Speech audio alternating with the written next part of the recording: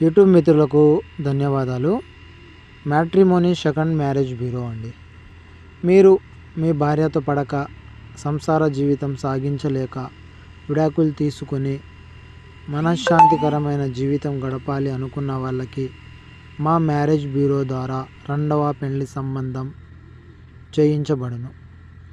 మీరు ఏ పెళ్లి లేకుండా ఒంటరి జీవితం గడపలేక సెకండ్ మ్యారేజ్ కోసం చేస్తున్నట్లయితే ఒకసారి మా మ్యారేజ్ బ్యూరో నెంబర్కి కాల్ చేయండి.